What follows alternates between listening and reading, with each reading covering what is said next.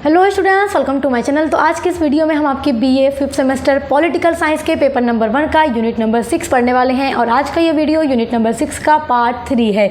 Already 2 videos मैंने unit number 6 पर upload कर दी हैं और सभी में मैंने अलग अलग यूनिट नंबर 6 के टॉपिक पढ़ाए हैं। यूनिट नंबर 6 में आपको पढ़ना है संयुक्त राज्य अमेरिका का जो पूरा संविधान है, उसकी विशेषताएँ, उसकी व्यवस्थापिका, उसकी कार्यपालिका, सारा कुछ आपको डिटेल में पढ़ना है। तो आज के इस वीडियो में हम संयुक्त राज्य अमेरिका के कार्यपालिका के बारे में पूरा डिटेल में पढ़ेंगे। इसके पहली वाली वीडियो में हमने पढ़ा था व्यवस्थापिका को और पार्ट 1 में हमने संविधान की विशेषताओं को पढ़ा था। तो आपने अगर नहीं देखा है तो आप चेक करके देख लीजिएगा, आपको प्लेलिस्ट मिल जाएगी इसी वीडियो के डिस्क्रिप्शन बॉक्स में। तो चलिए शुरू करते हैं पढ़ना। जैसा कि मैंने आपको पिछली वीडियो में बताया था कि अमेरिका में अध्यक्षात्मक शासन प्रणाली है। और देखिए, अध्यक्षात्मक शासन प्रणाली के अंतर्गत कार्यपालिका व्यवस्थापिका के प्रति अनुत्तरदायी होती है। और अमेरिका में कार्यपालिका जो है एकदम स्वतंत्र होता है और जो अमेरिका का राष्ट्रपति होता है वही देश का वास्तविक प्रधान होता है। और अमेरिका का राष्ट्रपति संवैधानिक शासन के साथ साथ वास्तविक शासक भी होता है।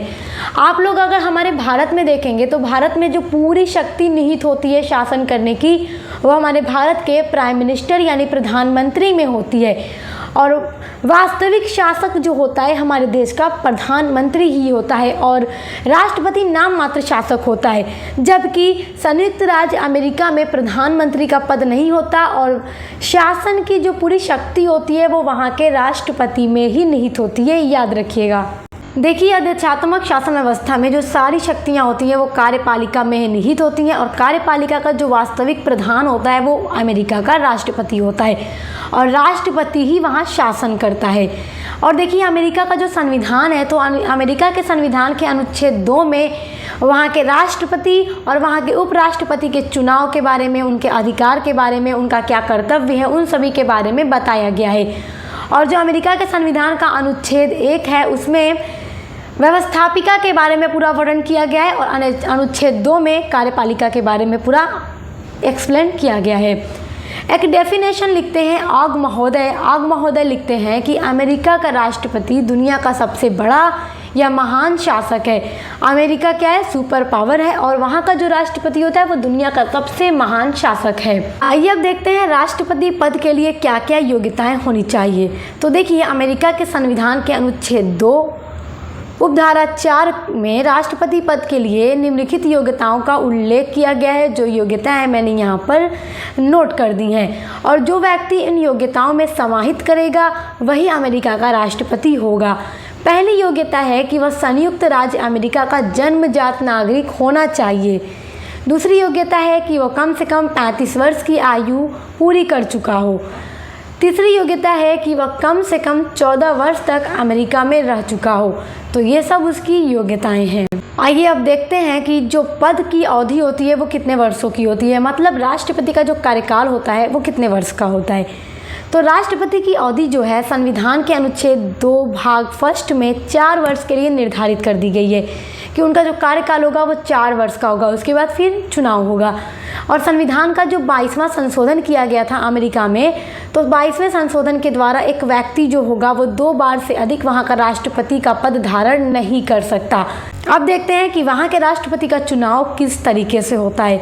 तो देखिए, अमेरिकी राष्ट्रपति का निर्वाचन अमेरिका राजनीतिक व्यवस्था के अत्यंत महत्वपूर्ण बात है और संविधान के अनुच्छेद 2 में राष्ट्रपति के निर्वाचन की विधि का पूरा उल्लेख किया गया है। संविधान निर्माताओं ने अप्रत्यक्ष प्रणाली के द्वारा राष्ट्रपति के निर्वाचन की व्यवस्था रखी है, मतलब जिन्होंने अमेरिका के संविधान का निर्माण किया है तो उन्होंने राष्ट्रपति का निर्वाचन करने के लिए अप्रत्यक्ष प्रणाली की व्यवस्था कर रखी है वहाँ के संविधान के अनुच्छेद 2 में। तो इस तरह से राष्ट्रपति का चुनाव होता है। यही कारण है कि एक निर्वाचक मंडल द्वारा राष्ट्रपति का निर्वाचन होता है।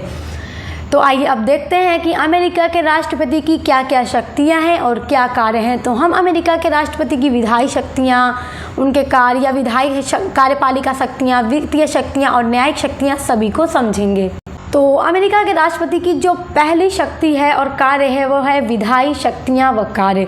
यहाँ तक कि विधायिका के क्षेत्र में मतलब उनकी क्या शक्तियाँ या क्या कार्य हैं। तो इस क्षेत्र में उसे सबसे महत्वपूर्ण शक्ति संघीय कानून को लागू करने और व्यवस्था बनाने की शक्ति होती है। तो उनके पास ऐसी शक्ति प्राप्त है। अमेरिकी राष्ट्रपति कांग्रेस को नए कानून और नियम बनाने के लिए निवेदन कर सकता है। कांग्रेस आपने पढ़ा था ना इसके पहले वाले वीडियो में, तो आपको अच्छे से पता होगा कांग्रेस क्या है। जैसे हमारे भारत में संसद होता है, संसद के 2 सदन होते हैं, लोकसभा राज्यसभा, तो वैसे ही अमेरिका में कांग्रेस होता है और उसके 2 सदन हैं, एक सीनेट और दूसरा प्रतिनिधि सभा। इसके पहले वाली वीडियो में मैंने पूरा डिटेल में समझा दिया है, तो आप लोग देख लीजिएगा। कांग्रेस द्वारा पारित किसी कानून को स्वीकृत देना या न देने का अधिकार भी वहां के राष्ट्रपति को प्राप्त होता है कि अगर किसी कानून को कांग्रेस ने पारित कर दिया है तो अमेरिका का राष्ट्रपति उसको मतलब उसको स्वीकृति दे भी सकता है या नहीं भी दे सकता है।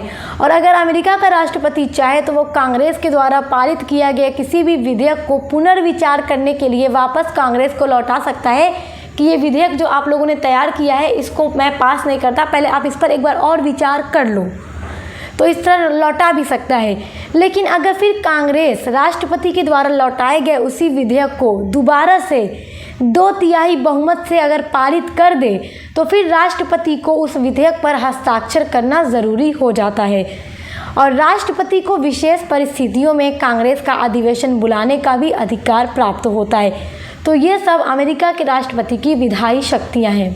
आइए अब देखते हैं कि अमेरिका के राष्ट्रपति की दूसरी शक्तियाँ या कार्य हैं, तो वो हैं कार्यपालिका के क्षेत्र में उनकी शक्तियाँ और कार्य। तो देखिए, अमेरिका का राष्ट्रपति की कार्यपालिका संबंधी शक्तियाँ अत्यंत ही महत्वपूर्ण स्थान रखती हैं, क्योंकि कार्यपालिका का जो सबसे महत्वपूर्ण शासक होता है वो कौन होता है? अमेरिका का राष्ट्रपति होता है। और वह कार्यपालिका का अध्यक्ष होने के नाते सभी प्रशासनिक कार्य का निर्देशन भी करता है। और वहाँ का राष्ट्रपति अपनी कार्यपालिका शक्तियों के अंतर्गत उच्च पदाधिकारियों को भी नियुक्त कर सकता है और उन्हें पद से हटाने का भी पूरा अधिकार रखता है, जब चाहे उन्हें हटा भी सकता है। और संविधान के मुताबिक वह स्थल सेना या जल सेना या फिर जो संघीय सरकार होती है उनकी सेवा में लगे हुए राज्यों के सैनिक संगठनों का प्रशासक एवं सेनापति भी होता है। तो ये कार्यपालिका शक्तियाँ और कार्य हैं अमेरिका के राष्ट्रपति की। अब देखते हैं कि वित्तीय शक्तियाँ क्या क्या हैं, यानी फाइनेंशियल पावर क्या क्या है। तो वित्तीय क्षेत्र में भी राष्ट्रपति को महत्वपूर्ण अधिकार प्राप्त होता है। और सन 1921 ईस्वी के बजट एवं लेखांकन अधिनियम पारित होने के बाद बजट के संबंध में राष्ट्रपति के अधिकार और भी ज़्यादा बढ़ गए हैं। 1921 ईस्वी के बाद बजट निर्माण करने तथा इस संबंध में कांग्रेस को आवश्यक सूचना देने की जिम्मेदारी भी राष्ट्रपति को सौंप दी गई है। तो ये सब उनकी वित्तीय शक्तियां हैं। आइए अब देखते हैं राष्ट्रपति की न्यायिक शक्तियां कौन कौन सी हैं, मतलब न्यायालय के क्षेत्र में अमेरिका के राष्ट्रपति की क्या क्या शक्तियाँ हैं। तो देखिए, अन्य देशों की राज्यक्षों की तरह अमेरिका के राष्ट्रपति को भी कपितय न्यायिक शक्तियाँ प्राप्त हैं। और वहाँ का राष्ट्रपति सर्वोच्च न्यायालय के न्यायाधीशों की जो नियुक्ति करता है वो सीनेट के परामर्श एवं सहमति से करता है। मतलब सीनेट से एडवाइस लेता है, उनकी मतलब वो एग्री होते हैं, तब जाके वो न्यायालय के न्यायाधीशों की नियुक्ति करता है। संघ के विरुद्ध किए गए अपराधों के संबंध में दिए गए दंड को राष्ट्रपति द्वारा क्षमा भी किया जा सकता है। और राष्ट्रपति उन दंडों को कम भी कर सकता है या स्थगित भी कर सकता है। उससे एक साथ अनेक व्यक्तियों को, मतलब एक से ज़्यादा व्यक्तियों को भी माफ़ करने का अधिकार प्राप्त होता है और इसे ही सर्व क्षमा कहा जाता है। और महाभियोग के आधार पर दंडित व्यक्तियों को क्षमा करने का अधिकार उसे प्राप्त नहीं है। तो ये अमेरिका के राष्ट्रपति की न्यायिक शक्तियाँ हैं। आई होप कि आप अमेरिका के राष्ट्रपति के बारे में पूरा समझ गए होंगे, वहाँ की कार्यपालिका के बारे में पूरा समझ गए होंगे। तो आपका जो यूनिट नंबर 6 है वो पूरा 3 वीडियोस में कंप्लीट हो चुका है आज, और हम आपका अब यूनिट नंबर 7 पढ़ेंगे। तो इसी तरह से आपकी सभी यूनिट्स को मैंने कंप्लीट करा दिया है। न्यू सिलेबस के अकॉर्डिंग हर एक सब्जेक्ट की क्लास हमारे चैनल पर चल रही है, तो आप विजिट करके ज़रूर देखिएगा। तो अब मिलते हैं नेक्स्ट वीडियो के साथ।